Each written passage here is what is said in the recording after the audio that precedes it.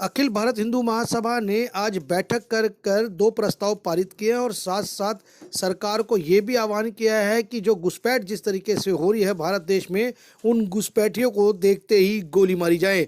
और साथ साथ उन्होंने कहा है कि जिस तरीके से भारत देश की जो ज्योग्राफी चेंज करने की बात हो रही है, जिस तरीके से जनसंख्या बढ़ती जा रही लगातार, जनसंख्या बिल भी जल्द से जल्द सरकार को पारित करना चाहिए। हाल फिलहाल में ही आपको बता दें, ये भी जानकारी दे दें कि जिस तरीके से संसद भवन के अंदर असामाजिक तत्वों ने धुआं ही धुआं कर दिया था, जिसको लेकर अखिल भारतीय हिंदू महासभा ने सरकार की जांच सुरक्षा एजेंसियों पर भी सवालिया निशान उठाए हैं। वहीं आपको ये भी बता दें कि दिल्ली के लक्ष्मी नारायण मंदिर पहाड़ी दिरक पर आज ये बैठक की गई है अखिल भारत हिंदू महासभा की ओर से, और इन्होंने आह्वान किया है कि चलो हरिद्वार 5 कुंडीय पितृ शांति और गौरक्षा महायज्ञ यानी 26, 27, 28 जनवरी 2024 को संत मंडल आश्रम में अखिल भारत हिंदू महासभा करने जा रहा है। और साथ साथ अखिल भारत हिंदू महासभा ने जनता से आह्वान किया है कि गौरक्षा महायज्ञ में आकर वह भी अपनी आहुति दे। ये 3 दिन का जो महायज्ञ चलेगा अखिल भारत हिंदू महासभा की ओर से, इसमें तमाम राज्यों से भी साधु संत शिरकत करेंगे, अपनी आहुति देंगे। और साथ साथ उन्होंने ये भी कहा है कि जनता से जो लोग पहुंचेंगे उनकी रहने की और खाने पीने की व्यवस्था निःशुल्क रहेगी, और जो व्यक्ति अपने खर्चे से अगर हरिद्वार नहीं जा सकता तो उनका भी खर्चा अखिल भारत हिंदू महासभा वहन करेगी।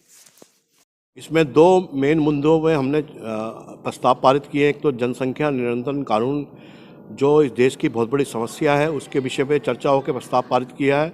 और दूसरा, हम हरिद्वार में 26 जनवरी, 27 जनवरी, 28 जनवरी को अपनी खाटू श्याम जी की कथा करने जा रहे हैं, और पितृ शांति गौरक्षा महायज्ञ के नाम यज्ञ चलेगा 5 कुंडीय यज्ञ। उसके आज हमने कार्यक्रम की टीम की घोषणा करी है। इसमें हमने 7 राज्यों के प्रमुख कार्यकर्ताओं को जोड़ा है। इसमें दिल्ली, हरियाणा, पंजाब, हिमाचल प्रदेश, मध्य प्रदेश, राजस्थान, ऐसे 7 प्रदेशों के लोगों को उसमें जोड़ के कथा में करने जा रहे हैं हम लोग। तो क्या इस जो महायज्ञ आप करने जा रहे हैं, इस महायज्ञ में कोई बड़ी हस्ती, कोई खिलाड़ी जिससे एक आइकॉन बनता है, कुछ ऐसी हस्तियों को बुलाने का भी आपने आग्रह किया है क्या? हमने इसमें, आपने बहुत अच्छा सवाल पूछा है। इसमें हमने कई संस्थाओं के बड़े बड़े जो लोग हैं उनको भी निमंत्रण हम भेज रहे हैं, और उनसे बात हुई है। जैसे माननीय प्रवीण भाई तोगड़िया जी, मोहन भागवत जी को भी लेटर भेजा है, और अपने क्या कहते हैं जो वहाँ के इलाके के मंत्री हैं, मुख्यमंत्री हैं उत्तराखंड के, उनको भी निमंत्रण हम भेज रहे हैं। बाकी जो देश के अच्छे लोग हैं उनको भी हम इसमें निमंत्रण भेज रहे हैं। जैसे कि गोला जी, पीछे देखा जाता है कई बार सामने खबरें भी आती हैं कि जो गौ तस्कर होते हैं उनको रोकने के लिए बजरंग दल, गौरक्षा समितियाँ, ये काफ़ी बड़ी मेहनत से अपनी जान की बिना परवाह किए गौरक्षा करती है। तो क्या उनसे भी आपने संपर्क साधा है कि वह भी आपके इस अधिवेशन में महायज्ञ में रहेंगे? वो सब हमारे भाई हैं, हमारे सदस्य हैं, उन सबको निमंत्रण जाएगा कि ये 3 दिवसीय जो यज्ञ है इसमें आप शामिल हुइए, और उनको सबको हम निमंत्रण भेज रहे हैं। क्या तैयारी आपने की है? क्या तैयारियाँ चल रही हैं?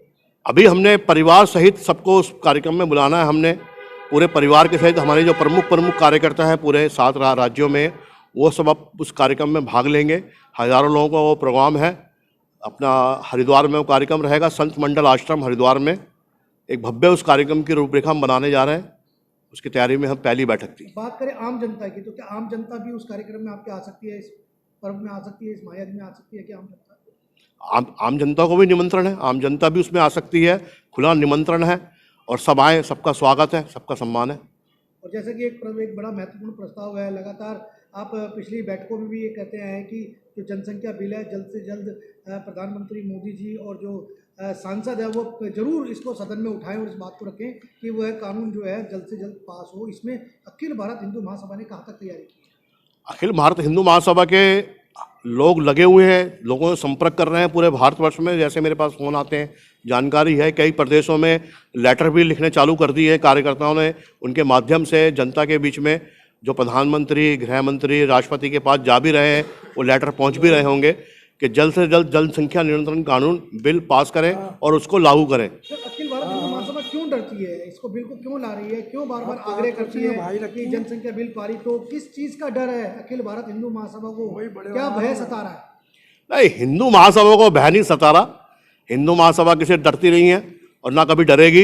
हिंदू महासभा के लाखों कार्यकर्ता अपनी जान हथेली पे लेके चलते हैं, तो डरने वाली तो बात ही नहीं है। हम जनता को ये दिखाना चाहते हैं कि वर्तमान की जो समस्या है वो जनसंख्या निरंतर है, और जनसंख्या अगर काबू में नहीं हुई तो ये वर्ल्ड के लिए भी नुकसान है और हिंदुस्तान के लिए भी नुकसान है।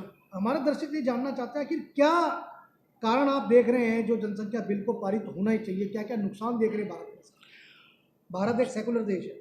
नहीं, भारत सेकुलर देश है या अब नहीं रहेगा वो तो बात की बात है, लेकिन जनसंख्या बहुत बड़ा विषय भारत का बन चुका है। 140 करोड़ लोग पैदा हो चुके हैं, और जिसमें कुछ लोग ऐसे हैं जो इस देश को अपना देश नहीं मानते और वो निरंतर अपनी आबादी को बढ़ाए चले जा रहे हैं।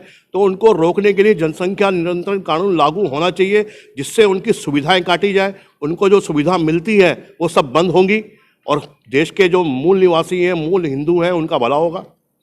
क्या लगता है इस पे जो घुसपैठ है, एक बड़ी समस्या घुसपैठ भी है, उस पर भी अखिल भारत हिंदू महासभा मांग करेगा कि घुसपैठ रोका जाए?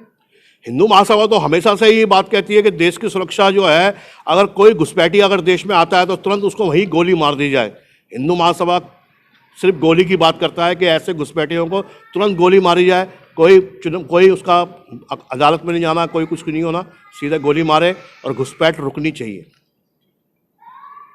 जो भारतीय संसद के अंदर जो कुछ लोगों ने मिलकर वहाँ पर धुआं वगैरह किया है, लोगों के मेज़ों पर चढ़कर जो उन्होंने उपद्रव किया है, उसकी हमारी हिंदू महासभा घोर निंदा करती है और सरकार से मांग करती है कि इस प्रकार की जो सेंध लगी है, उस सेंध को जो चूक हुई है, उस चूक को दूर करने के लिए आगे से प्रयासरत रहे।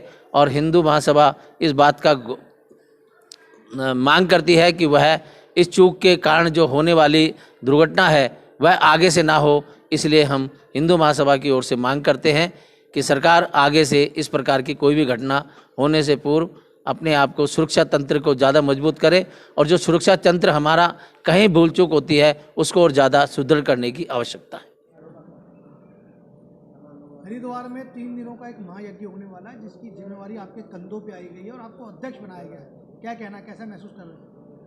मैं बहुत अच्छा महसूस कर रहा हूँ, और हमारी सारी टीम मेरे साथ है, और मैं उनका भी धन्यवाद करना चाहूँगा जो टीम हमारे साथ लगी है, जो उन्होंने व्यवस्था वहाँ बनाई है, जो मेरे से काम जो मेरे जुम्मे सौंपा है वो सब मैं अच्छे से निभाऊँगा।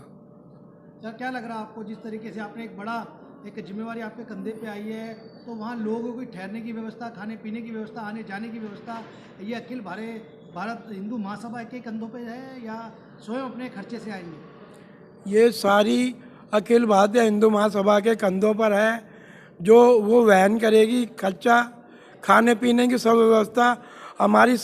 हमारी सोसाइटी है, जो संस्था है वो हम निभाएगी। जो हमारे जो कार्यकर्ता हैं, संगठन के आदमी हैं, सब उनकी देखरेख में रहेगा। तो ये कैसे सफल होगा आपका ये कार्यक्रम? कैसे सफल करेंगे अपने इस कार्यक्रम को? हमारे सारे लोग मिलजुल को सफल बनाएंगे, जो हमारे साथ लगे हुए कंधे से कंधा मिला के, तन मन धन से, और जो पब्लिक आना चाहे खूब आए, पर वो अपने खर्चे से आए और अपने खर्चे से जाए। बाकी रहने सहने की सुख सुविधा हमारे पास है उनकी, चाहे वो 500 आदमी आए, चाहे वो हज़ारों में आए, उनकी हमें कोई दिक्कत नहीं है। तो आपने कमर कस ली है कि इस कार्यक्रम को एक भव्य कार्यक्रम बनाने जाएंगे? हमने ये देश में दिखाना है कि अखिल भारतीय हिंदू महासभा बहुत बड़ी संख्या में ये कार्य हम कर सकती है, पूरे देश को दिखाना है। हमने खाटू श्याम की कथा करवा के सबको दिखाना है, भाई हमारी संस्था बड़े से बड़ा कार्य हम कर सकती है।